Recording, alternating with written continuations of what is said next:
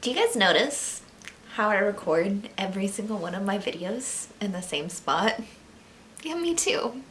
So this week's vlog, I'm gonna try to move around a lot, and I'll probably end up sitting on my couch in every single video anyway still. But it is Monday, I hope. I really hope today's Monday and I'm not like losing time. It's Monday and I just got home from work. I know, shocking, just shocking. But I am still working on The Age of Innocence. I have 100 pages left, roughly. I should be able to get through them today. My shoulder is still killing me. It's very depressing. My hair still looks crazy, as it does in every single video. I know. Most of the time when I film, I've just finished a book and I like lay down on the couch to read and then my hair goes poof. And then the viewfinder's so tiny that I don't notice it until I'm editing, which I just did. And I'm like, wow, I look like a mad scientist. But yes, going to finish Age of Innocence tonight, and then I have no idea when I'm going to start after that, but I am sure you will know in just a few minutes, even if I'm not going to know for like another day or so. Working on that, I've been listening to Invisible Women on audiobook. I have no idea how far I am into that. Hold please, I will go check. I am 3 hours into that with 6 hours remaining, so a third of the way through? That sounds like math. Sure, we'll just go with it. And yeah, that's all I'm reading right now. It's going to be a fun week. I don't work late any days. I don't have any events this weekend, so it should be a pretty standard week. I need to record this weekend's video. I don't even know what it's going to be. Actually, it's going to be a wrap up. That's the only thing that really makes sense. It's the end of the month. It's the last weekend of the month. It's going to be a wrap up, which you probably already know because that video came out before this one goes up. But I'm learning new things about what my plans are. So yes, I said so like 30 times right there. I'm gonna go read. It is just after midnight and I just finished Age of Innocence. I don't know. Quick rundown. Obviously there will be a full review of it in my end of month wrap up, which probably went up Saturday. So you probably already seen my full review of it if you watched that video. But I definitely didn't like it as much as House of Mirth. Definitely not as depressing of an ending. And there are some very amazingly interesting takes on feminism. And I really love 1920s feminism.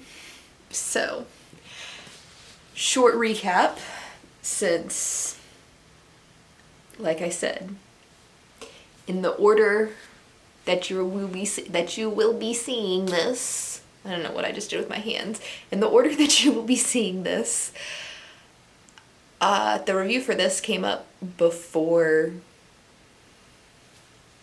the short review. I don't know why I can't talk. Probably because it's after midnight. I'll probably just cut all of this out. Whatever. I don't know what I'm going to be reading next. It's either going to be The Institute or Catch and Kill. I feel like it's probably going to be The Institute because the audiobook that I'm listening to is nonfiction. Catch and Kill is nonfiction. I don't particularly normally read nonfiction, but a lot of the nonfiction that I've been reading this year has been really decent. So I ain't mad at it. Actually, I take it back. Some of it's been awful. I don't know.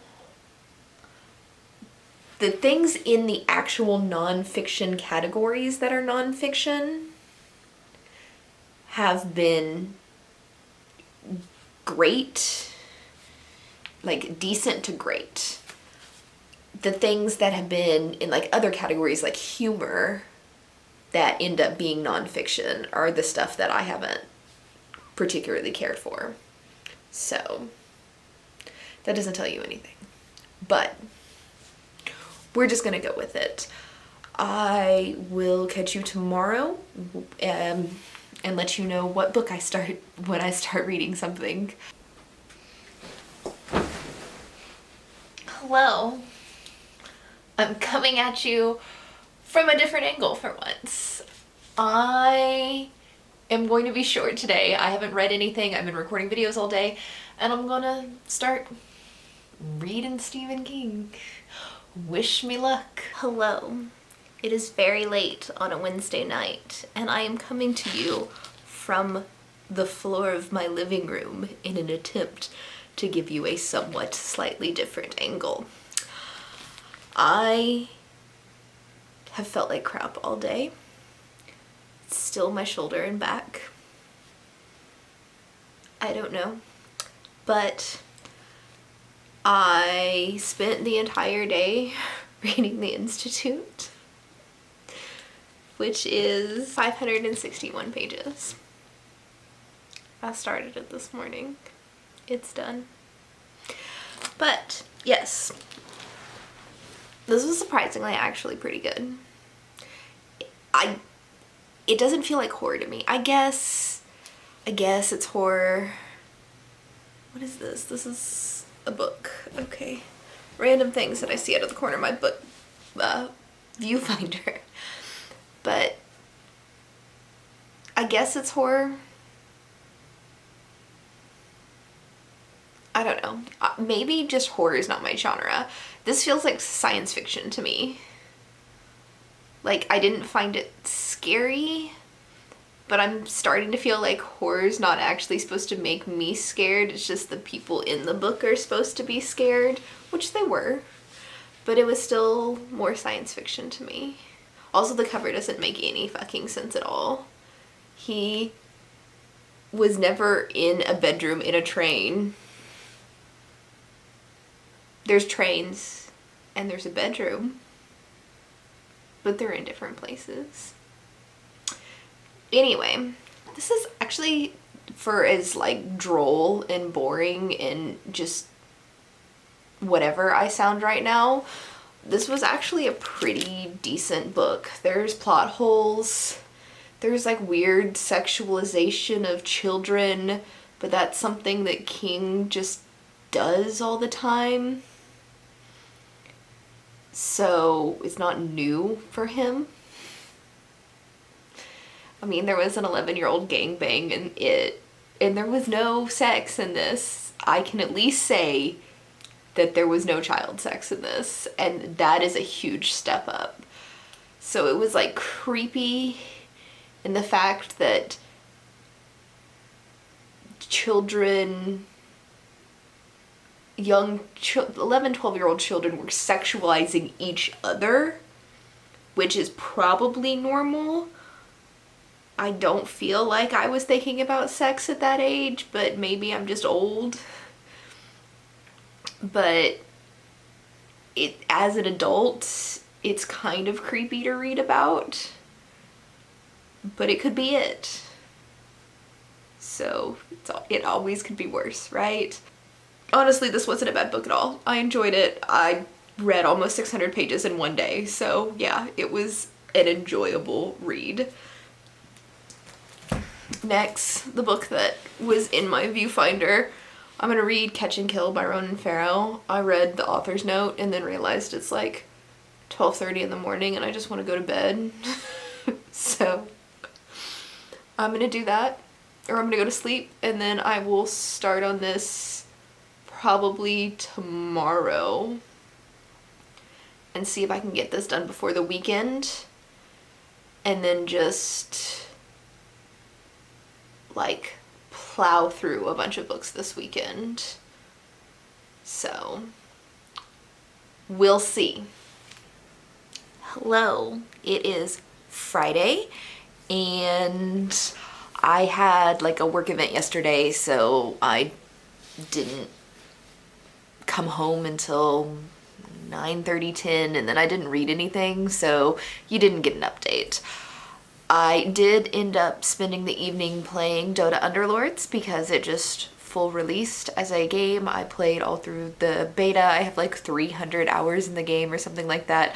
I really like that game. So that's kind of what I spend most of my time doing. I know, super exciting. I did finish the audiobook for Invisible Women. It was really good. I was surprised how much I liked it. It was basically about gender data bias, where the standard average human is a man. We're just kind of left out of data because it skews data. And it's easier to say that that's an abnormality than to say, hey, half the fucking population is women. Maybe we should care about like what the data about them says. So I thought it was going to be very like blame heavy and women are better than men, but everything that she talked about was supported by data or by a glaring lack of data, even on things that you really should have women's data about, like your uterus.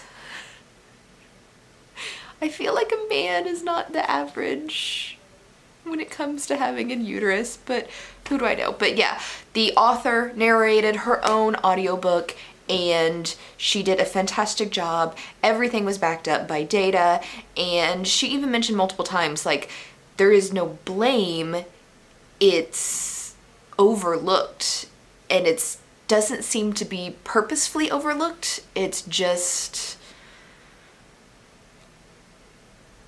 overlooked. And as a society, we need to put in the money and effort to correct that. So I highly recommend it for everybody, just because it's it's interesting. And then I really recommend it for men because you're just gonna learn a bunch of stuff that you probably have never thought about once in your entire life. Like a lot of the stuff I never thought about, and I am a woman, but I guarantee you a lot of men have never thought about this. And the book is going to be read by women mostly, and then women are going to agree with it, and then nothing's going to change because no men are looking at this information. So if you are a man watching my vlog, please read that book and just learn something new. So after I finished that audiobook, I had the audiobook for Red, White, and Royal Blue come in, and I started listening to that, and oh my god, you guys didn't tell me how bad the audiobook for this is. It's awful. Like, I can't get into the story at all because the narrator is just not meant for a romance. I couldn't deal with it. I got about 3 chapters in and I was like, DNFing this for now, and I will come back to this as a physical copy later because I own this, so there's no real rush because I don't have to return it to the library. So there's no rush to read it right now. So this is again going on the back burner, and I will read it once I get through backlogs of library books that I need to return to the library. And with that off of my library book backlist, I guess, I got a copy of Catch and Kill on audiobook, and I started listening to that, hoping it's better. That one is narrated by Ronan Farrow, the author, so much better. It's also non-fiction, so for some reason it doesn't really matter what the narrator sounds like for a non-fiction book for me, but narrators who do fiction, who have like weird voices for the characters, I can't deal with. So listening to this on an audiobook, I obviously also have a physical copy of it if I desire to read it, but I think I'm gonna stick to the audiobook because I'm enjoying the audiobook. So doing that, which means the next book that I'm going to read is a physical book because I'm in need of a physical book is my super secret book that I'm reading for a special project that is really, really washing out the camera. So I'm going to put it down. Okay. Okay. So reading that for a project that I'm not telling you guys about, and this is the third of the 3 books that I have that needs to be returned to the library fairly quickly. So I'm going to get through that as a physical copy. And I'm gonna start it now. It's like 7:30. I finish editing tomorrow's video. I am exporting it right now and then I'll upload it to YouTube in probably 20-30 minutes when it's done. And then while that's doing, super secret book that screws with the brightness of the camera.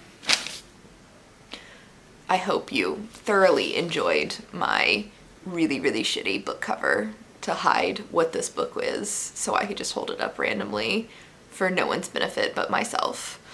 But I will check in with you probably tomorrow because I don't think I'm gonna read this whole thing tonight, but hey, you never know. Hello, it is Saturday and I finished the mystery book. As I mentioned earlier, I think in a previous vlog, I have 6 books to go through that are part of my mystery project. This is really going to be the last time that I mention that I'm even reading them because I feel like it's just going to get super annoying to hear me talk about mystery books and I'm not going to share it with you. So this is really going to be my last mention after I finish that one. The rest of them I'll just like slip in under the radar and just not talk about reading until that video comes out in May. So moving on from that, the next book that I'm reading is The Silent Patient by Alex Michaelides. This was the winner of Mystery Thriller for Goodreads 2019, and from what I can tell, it's a very polarizing book. You either really like it or it's stupid and you hate it. So for those of you who aren't super aware of what this is about, obviously it's a mystery thriller. This woman murders her husband and then refuses to speak for years and years afterwards. I don't know, 10, 15, 20 years. I have no idea how many years, but it's a lot of years.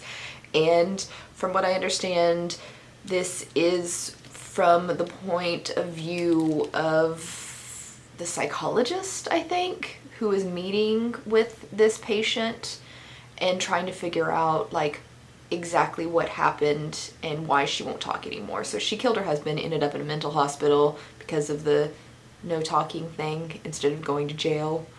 And yeah, like I said, polarizing. Some people love it and think this is like the best book. Obviously it won. And then some people are just like, I hated that. That was an awful twist. That was stupid. So we're gonna see which type of person I am. And I will check back in with you when I'm done. So, I didn't finish a book, but the mail just showed up. Oh, look what I got. It's a big eyeshadow palette. For those of you that don't know, Jeffree Star just launched his new Bloodlust palette, and that's what this is. I got it the day it went live. I'm pretty sure it's sold out. This is velvet. And the camera does not like the light on this very much at all. Purple velvet packaging that's as big as my freaking head This is not a travel palette. With this nice bougie clasp right here.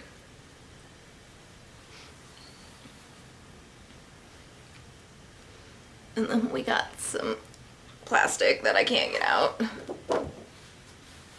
And we have a beautiful pastel purple eyeshadow palette, which is what I was looking for. Oh, that's cool. My camera actually shows like the purple reflex in this one. In person, that just looks like black. You can't see the purple glitter in it. It just looks black. So I'm glad my camera's picking it up. But yes, this is kind of my kind of eyeshadow because it's all pastels and purple with like a few obvious ones that aren't. But it's bougie. I don't own a lot of Jeffree Star eyeshadows, so I love his lipsticks. And I'm very excited about this. And I thought I'd share. Also, I just want to pet this all day. It's so soft. I'll check back in when I'm done with the silent patient. Hello. I went and got my hair did earlier today, so my yellow is freshened up while the rest of it remains very pastel. But I finished the silent patient and I think I liked it, but I need time to like process because I hated it, or I hated the characters, but I think that's what made the thriller part good, is because I was so uncomfortable reading the book. Basically, this woman, Alicia, killed her husband, and he was found tied to a chair while she was just standing there with her wrist slit. And it's been 7-9 years, something like that. And she's been in a mental hospital the entire time because she hasn't spoken a word since that day, and she's an artist. And there's always, like, it seems extremely obvious that she killed her husband, but she was very much in love with him, and there was no real reason why. Like, no one could ever figure out why. And so there's this psychoanalyst doctor named Theo who basically, like, takes her case. He's kind of obsessed with her, and it's really just skeevy. Like, it doesn't seem sexual obsession, but it seems like he sees himself in her and he wants to save her. And just thinking of a doctor like that being so obsessed with his patient that he thinks it's his duty to save her. And that doesn't sound, that's how he says it, but that's not how it reads. Because, like, saving somebody sounds good, but this is like creepy saving somebody. It's very hard to explain. But yeah, so he, in the creepiest way you could possibly imagine, wants to save her and get her talking again and figure out what happened and blah blah blah. And basically, if you're a woman, you could probably understand this better than a lot of men can, but this is a woman who is trapped in a mental hospital and she hasn't spoken a word in, we're gonna go with 7 years, even though I'm not entirely positive that's the right number. And all of the men around her are creepy as fuck. And just me reading it, like, it made me uncomfortable the entire time, just thinking of how easily these doctors with little to no morals from their own actions could take advantage of her or one of the other crazy women in this hospital. And nothing like that happened, but it was just really uncomfortable reading about it the entire time. I think the discomfort throughout it was what made the novel good. The twist was interesting. I liked it. I didn't expect it, but I'm not very, I don't know. I'm okay at guessing twists. Sometimes I guess them, sometimes I don't. I don't think this one was very predictable, and that's good. I enjoyed it. The ending was kind of lackluster for me, but I feel thrillers are more about like the twist than the actual like resolution. So I wasn't mad. But yeah, I just have this like continued sense of just immense discomfort from reading this book. And I'm really gonna have to say, at least right now, I finished this maybe 15 minutes ago, but at least right now, the discomfort makes me like the book. Good morning, it is March 1st, Sunday, but it's a new month, which means I need to do a wrap up, which I'm gonna do really quick right now. If you guys prefer like a full video where I go more in depth with my wrap ups, please leave a comment below. I can do that.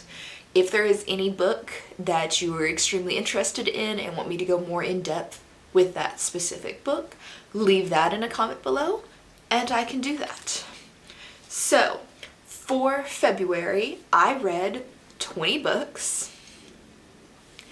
10 of them you can see the wrap up that I will stick up in the eye for my year-long 120 year published books challenge that I've been working on. The other 10 books I'm going to cover super fast right now. I read a total of 5,974 pages, which averaged out to about 298 pages per book, which is pretty low. That's how I got through that many books. I DNF'd one book, kind of. I DNF'd the audiobook of Red, White, and Royal Blue because the narrator I just couldn't deal with the narrator for that book. I will end up reading that later as a physical copy. All right, now I'm gonna go through all the books in the order that I read them in just a quick flash. So the first book I read was Daisy Jones and the Six by Taylor Jenkins Reid on audiobook. That was a full cast audiobook, great book, 4 stars. Next was Small Doses by Amanda Seales. The pictures inside the book were amazing, but the content just didn't apply to me, so 2 stars. Next was Recursion by Blake Crouch, which is science fiction, and it was okay. I didn't like it or dislike it, so 3 stars. Number 4 was a mystery thriller called The Lost Man by Jane Harper. I hated that book. The twist was stupid. 2 stars. Next was a graphic novel called Pumpkinheads by Rainbow Rowell. I gave it 3 stars. I'm not a huge fan of graphic novels just as a reading format, so it was fine, but not great, not bad. Next was The Unhoneymooners by Christina Lauren. That was my book club book of the month. It was a cute romance, and contemporary romances really aren't my genre, so 3 stars. Next was The Institute by Stephen King. The book itself was mostly good, but there were some plot holes that just took me out of the story, and like really creepy sexualizing young children, so that dropped the 4 star down to a 3 star. Next is Invisible Women by Caroline Credo Perez. I listened to it on audiobook, and this is fantastic. I think every single person, especially men, should read or listen to this. 4 stars. Go get it now. Next was a 4 star book that was on my secret TBR, which you'll find out about in May. And then the final book was The Silence The Silent Patient by Alex Michaelides. It was a mystery thriller. It was disconcerting and made me uncomfortable the entire time reading it, which makes it a good mystery thriller. So 4 stars. So I have a couple of reading projects today. First off, I want to mention that my sign, I lost the I in is, so it s, a truth universally acknowledged. But I don't know if you can even see that or not. But yeah, I lost a letter there. But my reading plans for today, because it's a new month, that means I get to start a new decade, and I am going to try to get through American Indian Stories by Zitkala Saw. It is a fairly short book, so I should be able to get through this today. This one has been staring at me for a month, and I've been really excited to read it just because it's so different from everything else that I read, and I like Native American folklore stories, so I'm interested. Then book club book of the month is The Night Circus. I'm going to try to get through the pages for this. This month it's pages instead of chapters, so I'm assuming that this isn't broken down into chapters or weirdly broken down into chapters. I actually haven't looked yet, but I'm going to get through the pages. And that's pretty much it for this morning. I will check back in once I'm done with something. I just finished American Indian Stories by Zitkala Saw, and I'm just noticing that this light above my head is going to make my hair look so yellow, so I'm going to turn it off. Much better. It's still yellow, but doesn't look ridiculously yellow. Anyway, I finished this. It was good, but like a depressing look at how fucked up American history is. Basically, it's a 3-part story. The first part is like autobiographical of her growing up. The second part is like short stories based off of different Dakota Sioux tribe stories, ranging from all different time periods. And the last part was an essay about the struggles of Native Americans during this time, and probably for a couple hundred years in American history.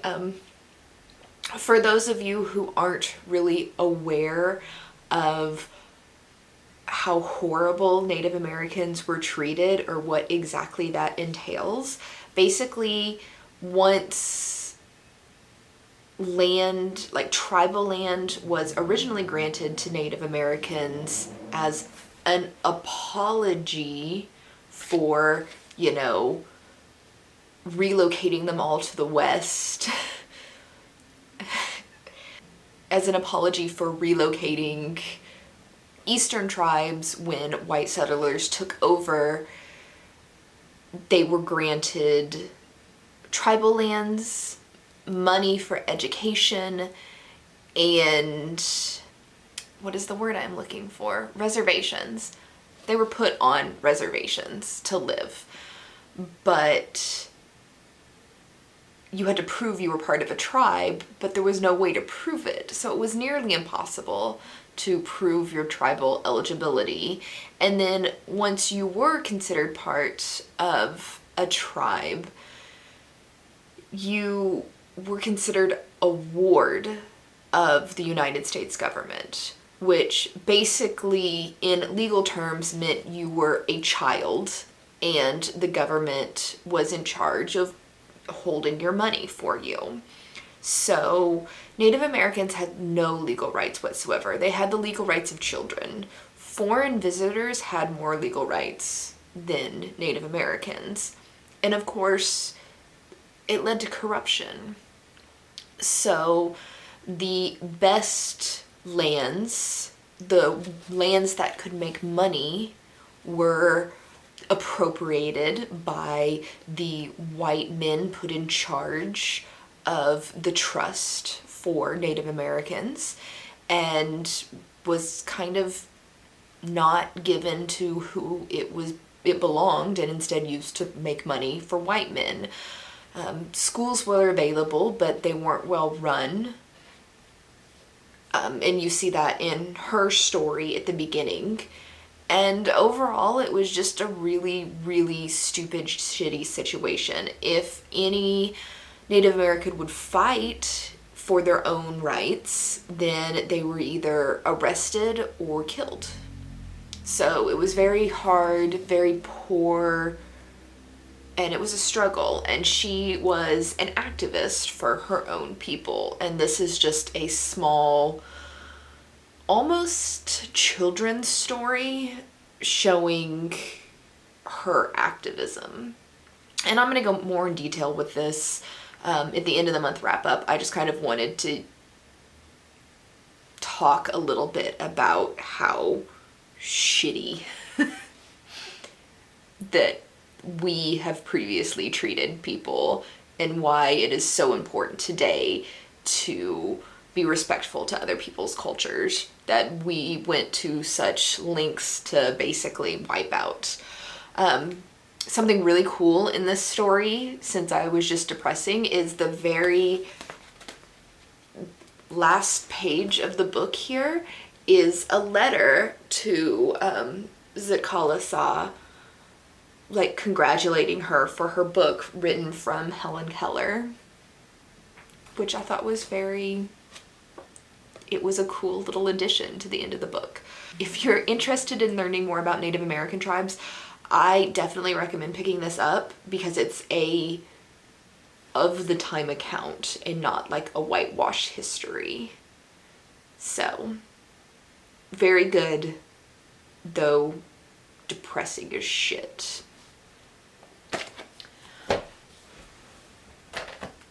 On a lighter note, I read my pages for The Night Circus today, so about a third of the way through. We do 3 weeks of the month. I'm very much enjoying this book so far. It's very weird, which seems to be Erin Morgenstern's writing style, and I love it. It makes me happy. She might become one of my new favorite authors if this continues on the way it has. Her book, The Starless Sea, was my favorite book from last year. So definitely liking her writing. I don't know that I'm going to do any more reading today. I think I'm going to go watch YouTube videos, since I did read a lot this weekend. If I do read anything else, I will update the vlog. If not, I'll see you next week.